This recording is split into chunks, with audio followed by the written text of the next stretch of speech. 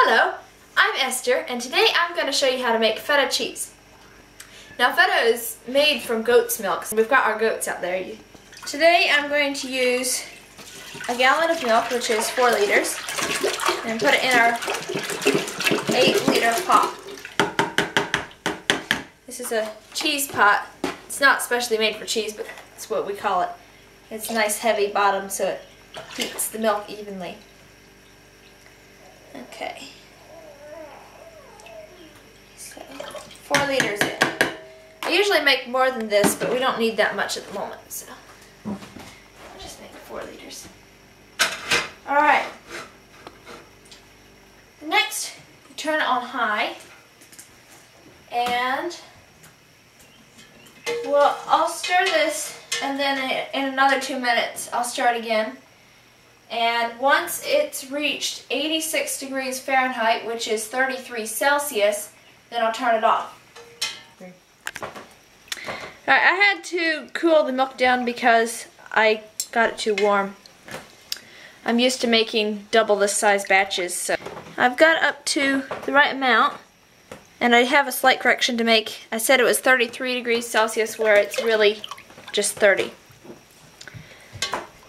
So I've got it cooled down enough. I got it above 100 Fahrenheit. Now we need to put the piedmont culture in. You can use yogurt starter. I use piedmont because I like that. They say to use about 2 ounces of starter. And that's about 4 tablespoons. So that's how much I'm putting in. I have a hard time measuring. Now that we've put the starter in, we'll need to let it set for an hour for it to work. And then in an hour, I'll come back and show you the next step. Alright, now that the milk has sat for an hour with the yogurt starter in it, now we need to put in the rennet. I'm diluting half a teaspoon of rennet into about 2 tablespoons of cold water. That way it won't act quite so quickly because we want it to act slowly. So now we stir that in and let it set for another about 45 minutes, and it should be thick enough to work. Okay, the cheese is now set for about an hour, and it's ready to cut. You can see the whey is separating from the curds, so it's time to get it cut. So here's how you cut it. Since it's goat cheese, I find that my goat cheese at least is really thin, so you can cut it in about 1-inch swaths.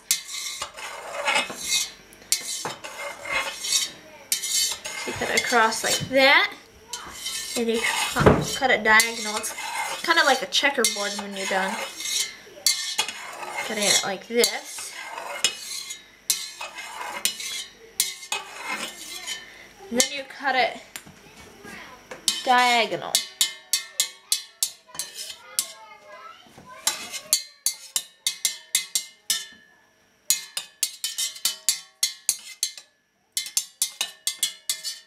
There. Now we let it set for about 15 to 20 minutes, and then we'll go on to the next step. Alright, now it's sat for 20 minutes, and during that time the curd was toughening. Now it's time to toughen it even more and stir it continuously for another 20 minutes.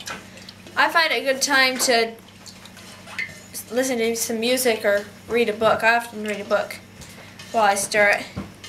You don't want to stir it too fast, but then you do want to get the chunks a little bit smaller than what they are. So it's all kind of in moderation. And then after 20 minutes, I'll come back and show you what it looks like and what we need to do next. Time's up. You know, 20 minutes is a long time. Alright, Seth, will you please bring the alternate stuff. Alright, now it's time to strain it. Since the cheese is pretty well broken up, as you can see, we need to strain it, and it's been 20 minutes just sitting, and then again 20 minutes with stirring. So now we need to strain it through a cheesecloth. Now you can get flour sack towels from Walmart if you're in the US. That's what we use. And just a colander and regular bowl to catch the whey. Right now we're straining the cheese, and that'll get all the curds separated from the whey. And then we can go on to the next step. Okay.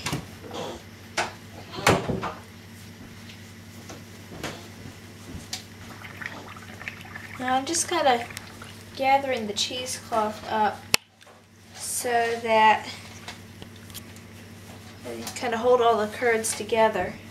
And now I will just tie this string around it. We've got a hook in the top of the, underneath the hanging cupboards over there that somebody put in for me. It's really handy for hanging feta. Okay, that looks alright. Now we'll let that set for a little bit,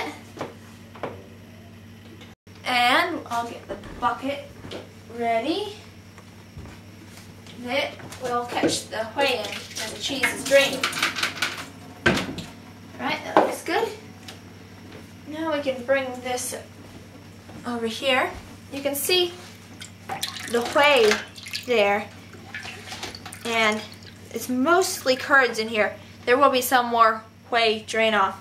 You can see I have tied a loop in this string to keep it, to just hook on the hook over there. Just hang it up.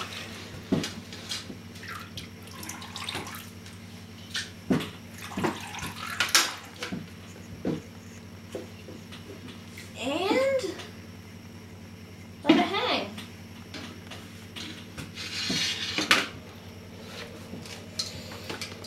There. Now we'll let that hang 24 hours. Yeah, so that's basically how you make feta cheese. I'll be back tomorrow night and show you what the finished product looks like.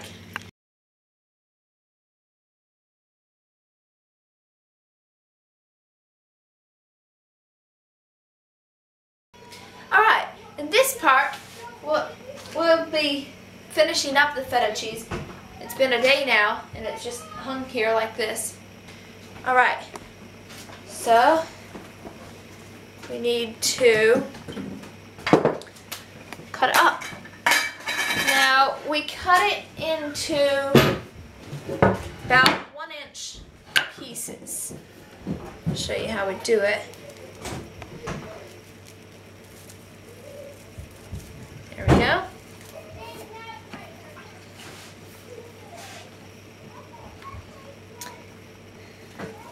Here's a sign that it's good, and this one doesn't have it actually, but usually it really sinks down here in the middle, and it didn't do it this time.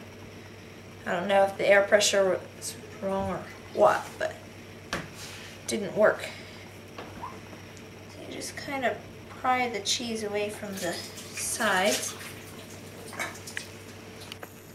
Another thing you can tell it's not a very good batch is the bottom is really, really spongy here.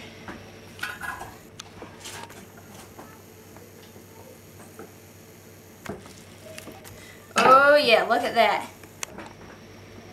There's a lot of holes there. That's not a very good batch.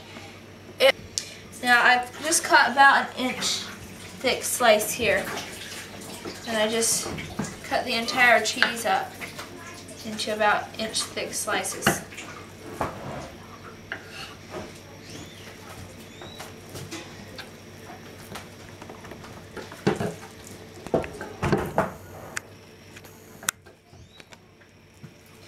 And you cut it lengthwise into 1-inch thick slices, and then the other way.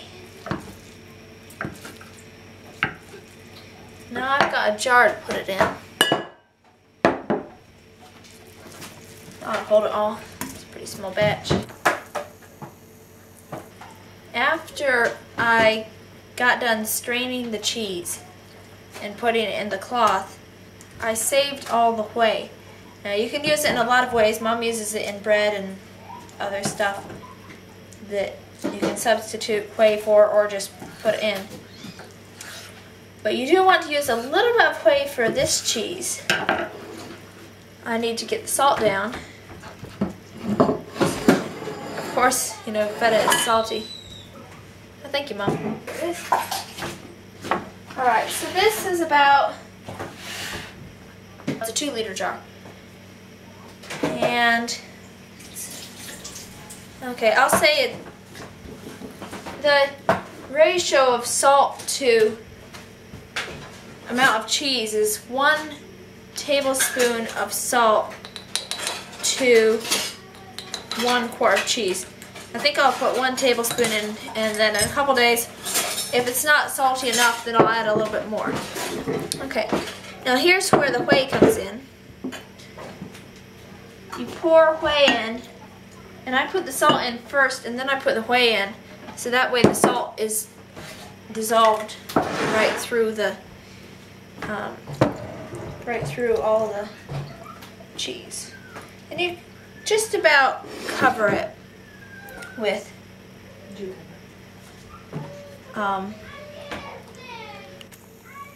the whey, or you could cover it like that. There, and the whey keeps the feta fresh for a long time. I've had it keep up to over a month in just this salt whey solution. So yes, that is the finished feta, and it shouldn't have all those holes in it.